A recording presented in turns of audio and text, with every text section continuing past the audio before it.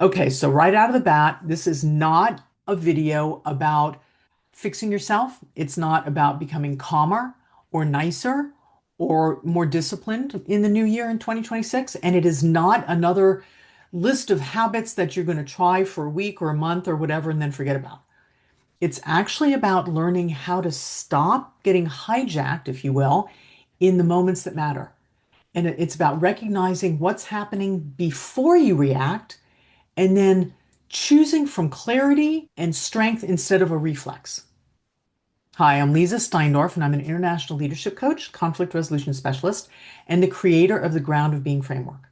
So, if you're stepping into a new leadership role, or you just want to reflect on the last year, or you're tired of knowing better but still reacting the same way, like out of that knee-jerk reaction, then this video is for you. Because we're not going to talk about doing more.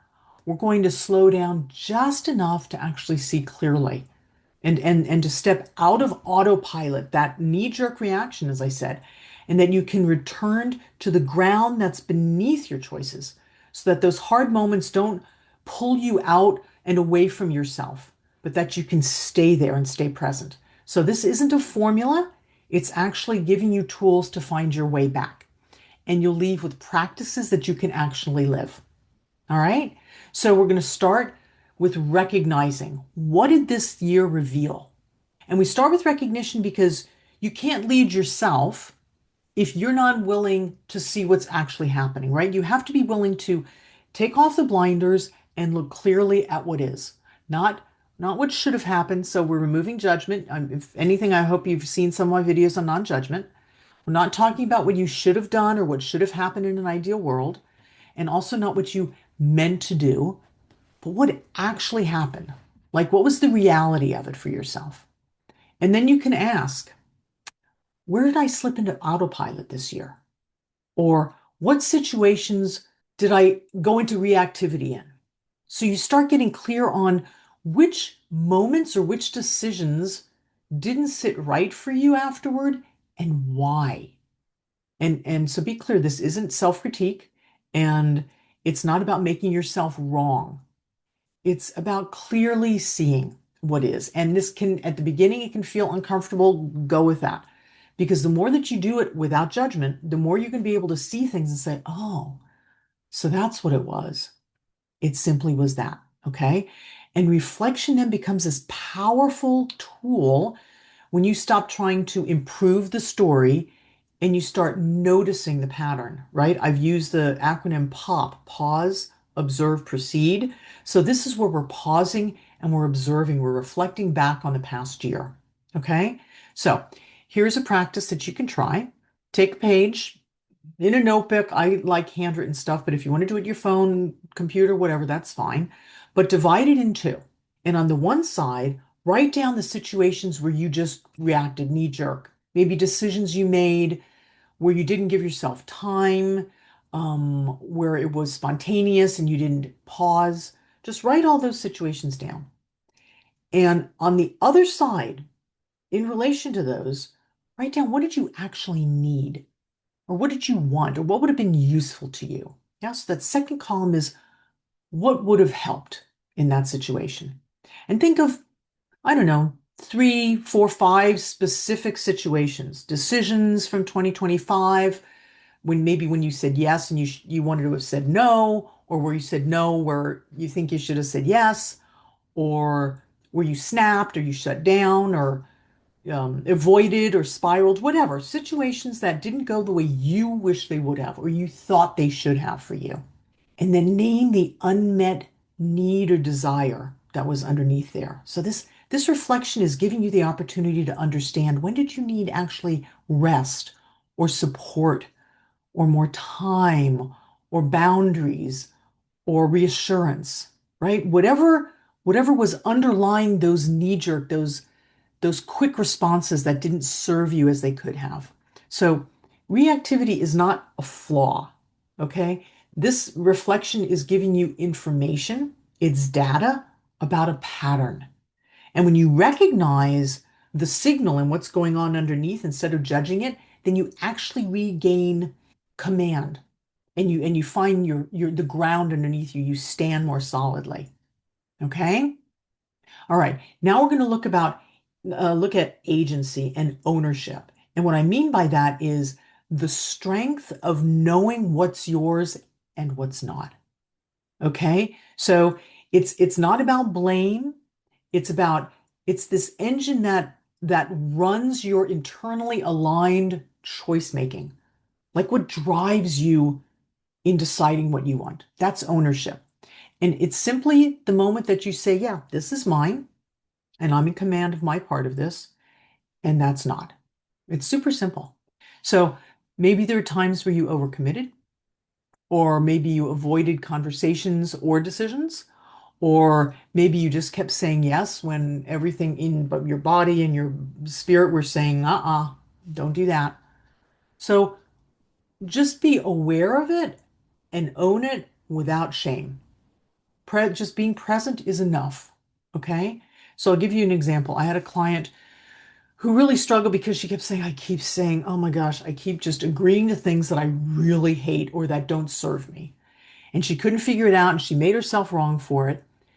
But when we slowed it down, what actually emerged wasn't some weakness that she couldn't say no. It was that she was actually afraid of the result. She was afraid of being disliked and of being rejected. So when she then worked with her own self-judgments and her fear of what would happen, what others would think of her, then that just fell away.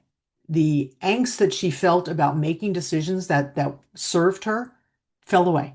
And she could see when people were criticizing her more as critique, right? Or she used it as critique, I'm going to say. And when there was judgment against her, she could see it for what it was. It's another person's filter and their lens and their fears. It wasn't a statement about her, unless she chose to find a lesson in that for herself. So she owned the dynamic of saying yes to things, and she recognized what was actually happening for her, and then it stopped running the show. Yeah, so she didn't become tougher and muscle through. She actually became truer to herself. So you don't need to fix your past in order to lead yourself well. But what you really do need to do is stop pretending that you aren't somehow involved in that, because owning your pattern is so powerful because then you can change it, right? So I'm going to give you a little mini practice. If you can think of one story or a habit or a pattern even that you're still repeating, that you're carrying, that but no longer fits who you are right now or who you want to be in the world, write it down. Write it down. And then you can even say to yourself out loud if you want to, I can outgrow this. I can let this go. This is over. Whatever phrase works for you, but just own it and release it or morph it. And that's ownership without self-erasure or without self-discrimination, I'm going to say. Okay? All right. So now we're going to talk about orienting. So now that you've clarified what's going on, how do you come back to that center part, right? So leadership is not about being centered all the time. I mean, that's just unrealistic, right? That's a fantasy world. But real leadership is knowing how to get back to center when either you've been knocked off or you depart from your path. Because we're all human. That's just what happens. But how do we find our way back? How do we stand in that place? So that's orienting, okay? And I'd like to give you the opportunity to consider a 90-second reset.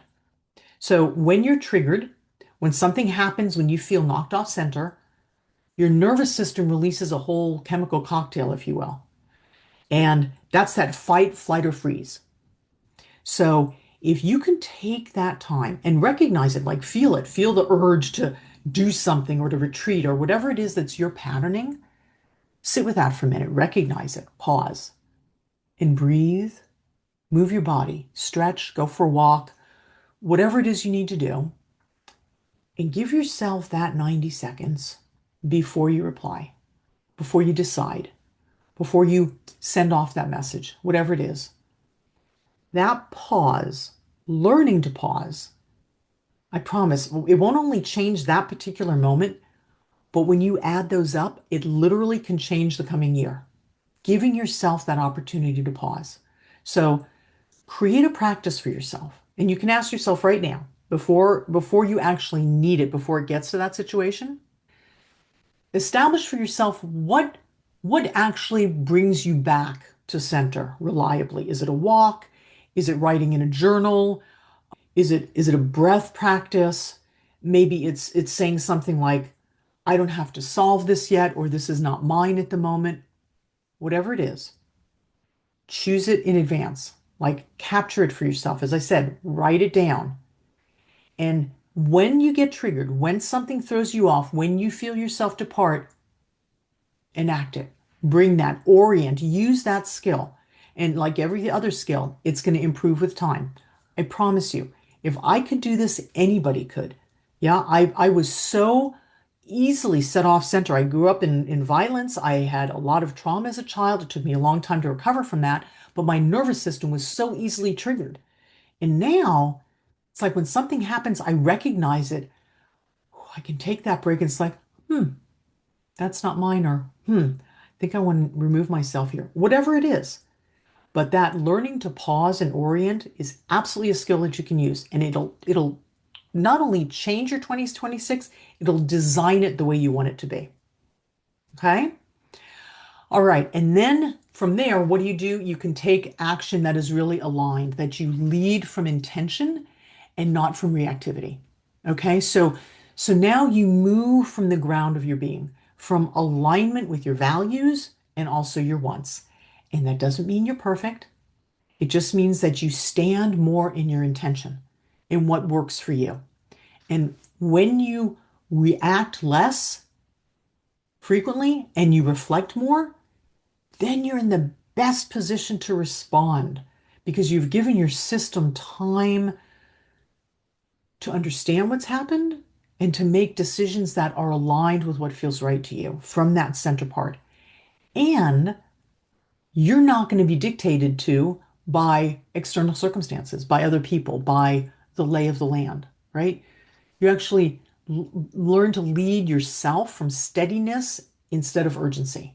Yeah, from that deeper place within yourself. Okay, so here's something you can try out, see if this works for you. Is just simply ask, how do I want to lead myself in the new year?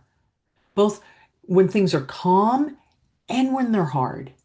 So be specific. Like for 2026, write it down. I'm a big proponent of writing things down because it anchors things in our physical being when we use our hands to write, my opinion, or type, whatever it is. Okay.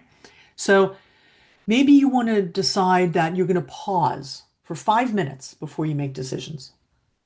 Or you want to set up a check-in practice. Like every week, you're going to check in and ask if you acted from the ground or from the noise around you.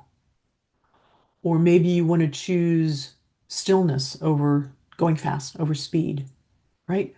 Whatever it is, make a decision and take that practice into your new year.